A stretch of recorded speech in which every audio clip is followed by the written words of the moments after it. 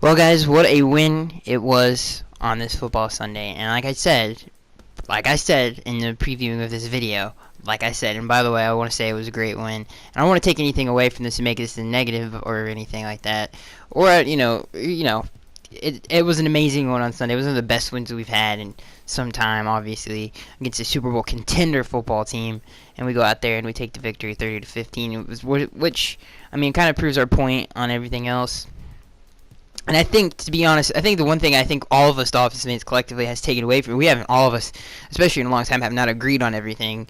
And I think, especially all the analysts who cover the Dolphins have agreed on one thing. I think the Dolphins found a way to win, and we haven't had that in a very long time. And I think we found the formula to win football games, which is I think is the most important thing to take out of this. And I think a lot of you fans need to realize this too. Is what you saw on Sunday was the formula for the Dolphins to win on a consistent basis, not just have this one-off win and then lose the next week. This is how we can win football teams. This is what teams, when they come to game plan for us, have to fear and respect. And I think we showed a lot of teams in the NFL what we can do when we're healthy. And I think that was a very important thing that we accomplished on Sunday. But, I think, and this is a perfect description of what Dolphins fans I think have thought, and this is the negative. Like this, I'm not saying this is not a negative thing I'm taking away from this, but a lot of people said I was delusional, or one guy, some people said I was delusional for thinking we would win this football game. But I don't think it was that far out anyway. I don't think it was. I think if you look at what we were capable of doing when that offensive line is out there, and here's just a good comment, and this is from some. I can't say your first name, but Money. Like I said, you make some good points, and you have every right to be very critical of this football team, especially how they've played throughout the season. But like I said before, they haven't been healthy, and and I think you guys saw what we can do with this offensive line. But he brings up a point. He says, "What does it matter if this offensive line comes back?" He says this is a lot of fan stuff, and I don't think a lot of fans understand. What does it matter? First of all, the offensive line and the defensive line are probably the most important thing. If you have an outstanding defensive line, your defense is going to be great. It doesn't matter if your secondary is terrible. That defensive line can dominate a game, especially since this is a drop back pass league. That can really affect the game. Well, it's just the same flip of that coin is the same thing with the offensive side of the football. Is you have to have a great offensive line to succeed in the NFL. Look what Dak Prescott's doing up in Dallas right now. He would not be able to do any of the stuff that he is doing if he did not have that offensive line. And if you put any quarterback in the league behind our offensive line that we had through the these few games, it's really frustrating. It's really, really frustrating, especially this game, to look at what we did against the Steelers and really think about what we could have done to all the other teams, like the Titans. We would have destroyed the Titans if we had that offensive line out there. So let's just see the difference.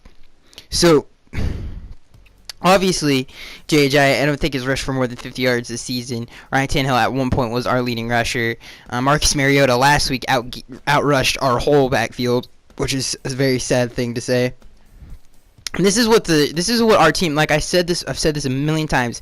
When this offensive line, now I said 6-1, now we're 7-1 when this offensive line is healthy. This is what it does. Ryan Tannehill had almost 100 passer rating. He had 97 passer rating, which is a huge improvement from what it was.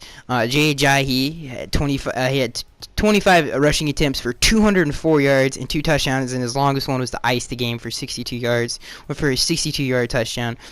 Jarvis, although obviously the receivers had time to get open, he had 7 catches for 91 yards. His longest was a 39-yarder. Marquise Gray, that was an all Tannehill play, but he played really well in the blocking game, run game. Another great play. And then obviously the defense helps out the defense. They're not constantly on the field getting tired. It helps everything. Time of possession, everything that was third downs. It fixed all the problems. It's amazing how it literally fixed all of our problems. All the third down issues, not an issue on Sunday. The time of possession thing, not an issue on Sunday. Keeping our defense fresh and healthy, not an issue on Sunday.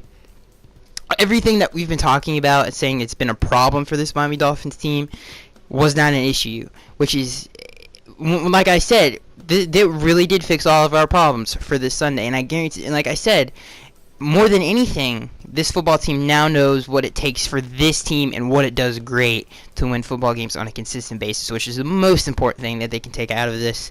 And I think a lot of us agree on that, which is a good thing. And I think Adam, and again, I said the playbook, and he said it, Ryan said it after the game, he said the playbook really gets wide open when you have time back there for receivers to get open, for the running back to find lanes, the pushing back the defensive line, getting open, get open run lanes, everything like that. It just really changes everything. So let's get into the offense. Let's basically get into the offense. And usually this is so negative. Now it's so positive, which is a great thing to talk about. Positivity in general.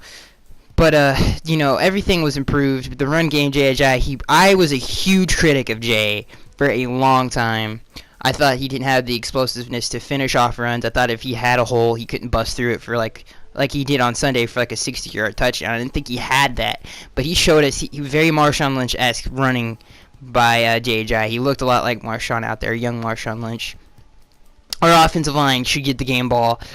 They played amazing, keeping Ryan Tannehill clean, didn't allow one sack on him, allowed Ryan Tannehill to escape the pocket and make plays, and that transitions right to Ryan Tannehill. What a play he made on third down. So many plays he made on third down. Just to name one of them was the bootleg to the right on 3rd and 1, which is really to chew up the clock and win the football game. He found Marquise Gray. He pump faked, which is a great play by him. Made the play, got it to Marquise Gray for the first down. Tough throw. The other one was on 3rd down, and I think it was like 7. He threw it deep to the left. Threw him open, by the way, to Jarvis Landry, which was another killer.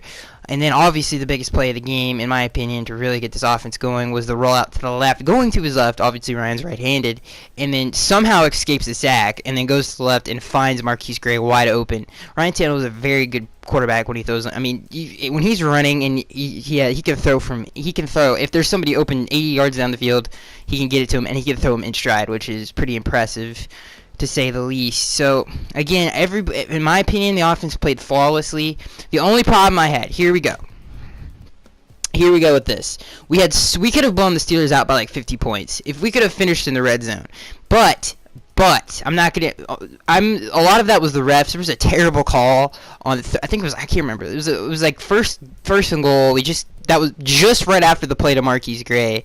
We roll out Ryan Tannehill and he finds I think Deion Sims in the back of the end zone for a touchdown. And then they said that we didn't. It was the illegal formation, and Jarvis didn't cover Juwan James, which is the offensive lineman. I'm not going to get onto how that works and everything like that, but that's such bullcrap, because if you look at the replay, he totally did cover him.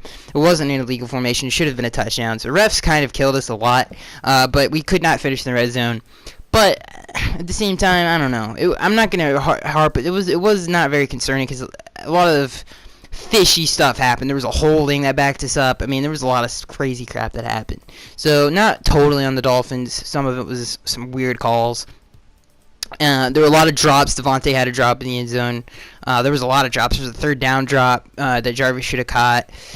So there was a lot of, just mental mistakes. But other than that, other than those few mistakes, the Dolphins offense played flawlessly, and it feels so good to say that. Finally this year, this is the best performance by far that this offense has had. I can't say one bad thing about that offense. They literally played flawlessly. On the defense side of the football, wow, I can't. There were some plays by our linebackers that I was like, oh god, but other than that, it was a great day. It was a really great day for our defense, and it was so good to see Cameron Wake, smiling and stuff like that, and just, Andre Branch, man. If Andre Branch can do that for the rest of the season, great. We don't even have to play Mario. We'll cut Mario tomorrow. Andre Branch played amazing in that game. Cameron Wake played amazing, obviously. They totally they dominated the line of scrimmage against a very good Steelers offensive line. Like, I'm talking a very good, and we only allowed, Le'Veon Bell had a really good day overall, but he could not. I feel like the reason he didn't rush for a ton of yards was because they didn't feed him the ball, and again, that a lot of that has to do with us getting up on the Steelers early, which really made it hard for the Steelers to stick with that, that run game. Again, it goes all hand in hand, but we did a very good job, and Antonio Brown I think he only had like 24 yards. Byron Maxwell, by far the best game he's played all year. It's not even close. What a game by Byron Maxwell. He had a 3rd down breakup, which was very clutch. Again, and it's from the secondary, flawless. You held Big Ben didn't get 200 yards passing, 100 yards. Antonio Brown didn't even get close to 100 yards receiving. So a great day by the secondary, a great day by the defensive line. But the only thing I would say, stupid penalties. Jason Jones, what are you like? There was a third down, and they would have never scored if it wasn't for Jason Jones being a total idiot and just clearing the pile and being a hothead, and giving them a free first down. But I think there was a holding call on Byron Maxwell anyway, so it wouldn't have mattered. But again, that's a stupid penalty anyway. So stupid penalties by us. Linebackers could have done a little bit better job in some situations. They kind of played stupid. There was a great play by Neville Hewitt, though. Again, Neville Hewitt's a beast in coverage. He sucks in the run game. But other than that, the defense played flawlessly. A good day to be a Dolphins fan all around. We beat a Super Bowl contender. Not at full strength, but on offense, based 100% at full strength. Our Issa Abdul Quddus and Rashad Jones continued to dominate in the secondary, which is great to see. And just all around a great day. Again, I'm gonna go back to the offense really quick, just a little bit. Very stupid calls. There was a few stupid calls that I had wrote down but I just kept just a memory of, like I was gonna talk about. Was the field goal? It was like we were trying to hit a 50-yard field goal. Andrew Franks is not a very good field goal kicker, very erratic, not a very consistent field goal kicker to be trying a 50-crapping-yard field goal. And it was a 4th and 2. So if you don't get the 50-yard field goal, they're still going to get it right there. If you don't get the 4th and 2, they're still going to get it right there. So I don't know why Adam didn't go for it. I would have went for it because I knew. And then obviously Andrew shanks it to the left. I mean, who didn't see that coming? What else? Trying to think of what else. Something else happened that I was pretty. Oh yeah, there was a 3rd and 1. I think it was in the red zone, and we had a jumbo set. And I don't know. I would say almost all of the personnel was defensive linemen and linebackers. I think there's one cornerback out there at the time, and I'm almost 100% sure on that. Why not bootleg Ryan out? And the odds are, especially since you see the personnel, you're going to find somebody wide open. Instead, we do the obvious thing. And there's not a lot of room for, he could pass out of this formation. I think you could be a little bit more creative on that play call. But other than that, it was a great day to be a Dolphins fan, and I think we can build on this, and I think that's the most important. Like I said, I'm going to say it again. This is the most important thing. I think we have found what this Dolphins team is great at, and I think we can, if this offensive line can stay healthy, many more wins to come for this Miami Dolphins football team. And that's it, you guys. I'm Skaggs283, and I will see you guys in the next one.